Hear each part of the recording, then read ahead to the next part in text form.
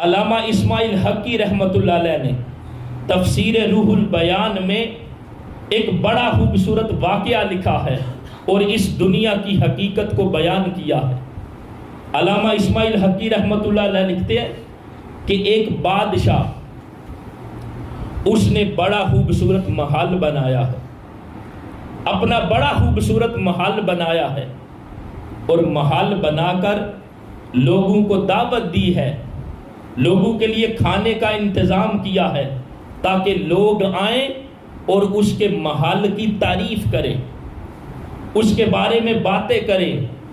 جب لوگ آ کے کھانا کھا کے چلے جاتے ہیں تو اس نے بادشاہ نے کہہ رکھا تھا کہ اگر کسی کو اس محل میں کوئی عیب نظر آئے، اس لیے کہ اس محل کے لیے میں نے اپنا پیسہ پانی کی طرح بہایا ہے، اگر کسی کو کوئی عیب نظر آئے، کوئی عیب دیکھے، اگر کوئی عیب دیکھے، اگر کسی کو کوئی عیب نظر آئے تو وہ بھی ضرور بتائے۔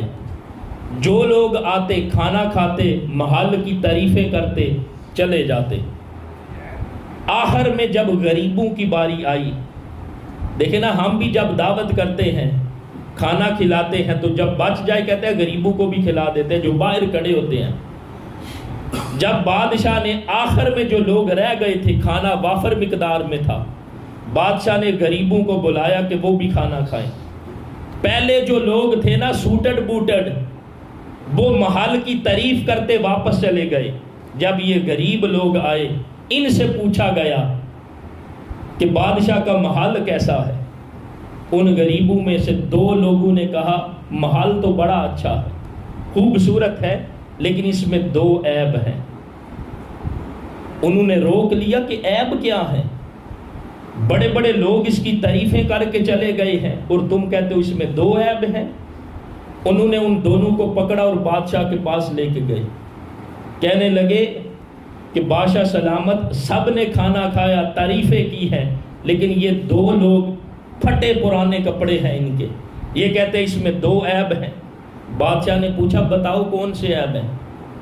ان دونوں نے کہا بادشاہ سلامت، عیب یہ ہے کہ یہ جو محل آپ نے بنایا ہے، اس کے اندر سب سے بڑا عیب یہ ہے کہ ایک نہ ایک دن اس محل نے فنا ہونا ہے، اور دوسرا بڑا عیب اس کے اندر یہ ہے کہ اس محل کا جو مالک ہے، جو بڑا فخر کر رہا ہے، اس محل کا جو مالک ہے ایک نہ ایک دن اس دنیا کو چھوڑنے والا ہے۔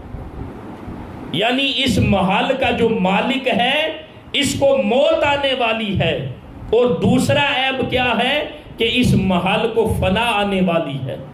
اب بادشاہ نے پوچھا کہ کوئی ایسی چیز بھی ہے، کوئی ایسی جگہ بھی ہے جو فنا نہ ہو اور اس کا جو مالک ہو اس کو موت بھی نہ آئے؟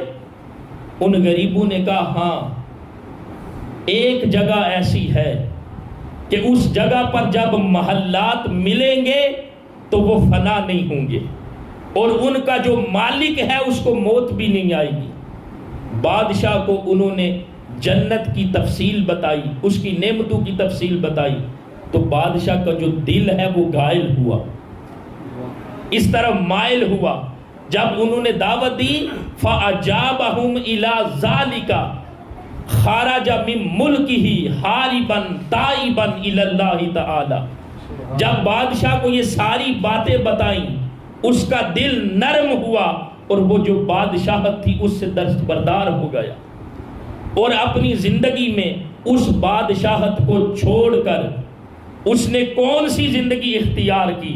اس نے آخرت کو ترجیح دی، تاکہ آخرت میں مجھے وہ محلات ملے جو کبھی فنا نہ ہوں اور ان کا جو مالک ہے اس کو موت بھی نہ آئے۔ تو دوستان محترم، ہم کیا ہیں اس دنیا کی زندگی کو ہم نے کیا سمجھا ہے؟ ایک نہ ایک دن تو اس نے بھی فنا ہونا ہے نا، ایک نہ ایک دن ہمیں بھی تو موت آنی ہے نا۔ تو موت آنے سے پہلے پہلے، موت کی گاڑی میں سوار ہو کر آخرت کی طرف جا کر اللہ کے حضور پیش ہونے سے پہلے پہلے ہم کیوں نہیں اپنی زندگی میں آخرت کی تیاری کرتے؟ ہمیں اپنی آخرت کی کیوں فکر نہیں؟